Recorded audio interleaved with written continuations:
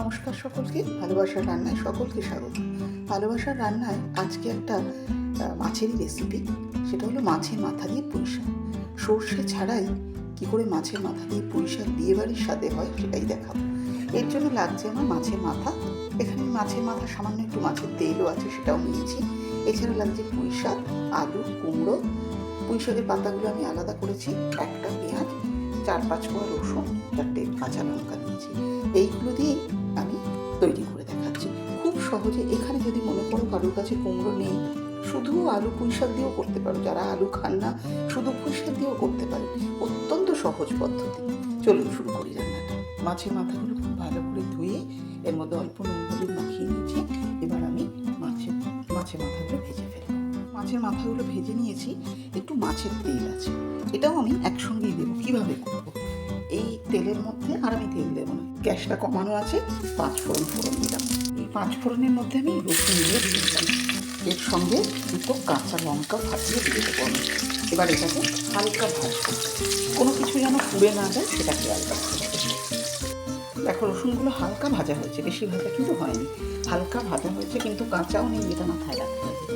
এই সময় আমি মাছের তেলটা এখানে দিয়ে দেবো, কিচ্ছু লাগাতে হবে না। এইবার এই মাছের তেলটাকে অল্প ভাজবো। দেখো মাছের তেলটা অর্ধেক ভাজা হয়ে গেছে, যে কাঁচা গন্ধ তেলে সেটা কিন্তু আর নেই। অনেকক্ষণ কেটে নিয়েছি। এবার আমি মাছের যে পেঁয়াজটা কুচিয়ে রেখেছিলাম আমি এইভাবে দেখাই। এই সহজ পদ্ধতিগুলো যদি তোমরা ফলো করো, তাহলে খুব সহজেই খুব ভালো স্বাদ হবে। এটা কিন্তু আলাদা করে তোমাকে কোনো চেষ্টা করতে হবে না। মাছের তেলটা ভাজো, তুলে রাখো, অনেক ঝামেলা, সেগুলো কিন্তু করতে হবে। এবার আমি পেঁয়াজটাকে, এবার গ্যাসটা বাড়িয়ে দেবো, পেঁয়াজটাকে হালকা ভেজে নিতে হবে। আমার চ্যানেল যদি ভালো লাগে, আমার রান্না যদি তোমরা দেখতে ভালোবাসো, নিশ্চয়ই আমার রান্না দেখতে ভালো লাগলে লাইক করো। কোনো সাজেশন থাকলে সেটাও জানি। আমার চ্যানেলটাকে সাবস্ক্রাইব করো। পেঁয়াজটা আমি একটু গ্যাসটা বাড়িয়ে ভাজবো, কিন্তু যেন পুড়ে না যায়, এটা মাথায় রাখতে হবে। দেখো পেঁয়াজটা মোটামুটি ভাজা হয়ে গেছে। এবার আমি পুঁই শাকের ডাঁটাগুলো আর আলুটা আগে দিয়ে দেবো। এটা দিয়ে দিয়েছি। এর মধ্যে আমি নুন দিলাম, অল্প করে দিলাম, টেস্ট করে পরে আবার দিতে পারবো। এবার ভালো করে নেড়ে দিয়ে এটাকে গ্যাস কমিয়ে একটু নরম করে নেব। 1-1.5 মিনিট হয়ে গেছে, একটু দেখে নিই কেমন হয়েছে। হ্যাঁ, আলুটা পুঁই শাকটা সামান্য একটু নরম হয়েছে। এবার আমি এর মধ্যে এই যে কুমড়ো আর পুঁই শাকের ডগাগুলো রেখেছি, এগুলো দিয়ে দেবো। দিয়ে আবার এটাকে নেড়ে ছেড়ে ঢেকে ঢেকে আরও একটু নরম করবো। নুন যেহেতু আগেই দিয়ে দিয়েছি, তাই অসুবিধা হবে না। এবার ঢেকে এটাকে দেখো সবজিগুলো বেশ নরম হয়ে গেছে। এবার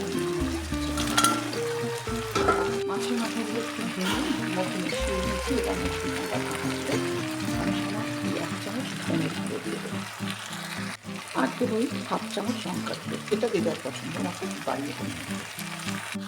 মশলাগুলো এগুলো খুব ভালো করে মিশিয়ে নিয়েছে। এর মধ্যে পুঁই শাকের পাতাগুলো দিয়ে দেবো। নুন আর চিনি 1 চামচ দিয়েছি। এবার এগুলোকে খুব ভালো করে মিশিয়ে নেবো। গ্যাসের আঁচটা কমিয়ে রাখবো। এই পুরো রান্নাটার মধ্যে কিন্তু আমি একটু জল দিইনি। আঁচ কমিয়ে যদি করতে পারো তাহলে খুব ভালো স্বাদ হয়। এখনও আমি আঁচ কমিয়ে রেখেছি। নুন মিষ্টিটা মিশিয়ে দেওয়ার পরে আবার দেব।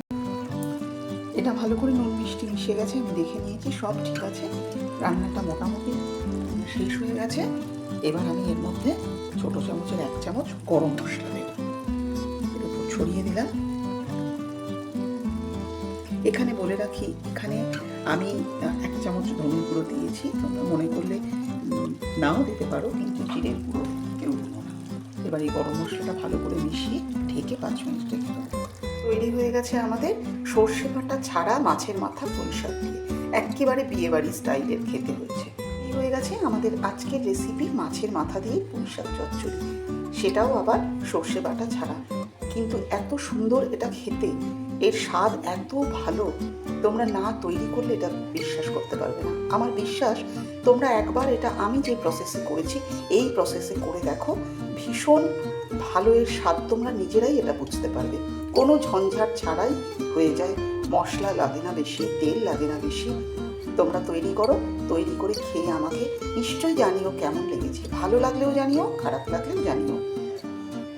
আমার চ্যানেলটাকে যদি ভালো লাগে তাহলে সাবস্ক্রাইব করো, এই রান্নাটা ভালো লাগলে লাইক করো, কোনো সাজেশন থাকলে সেটাও জানিও।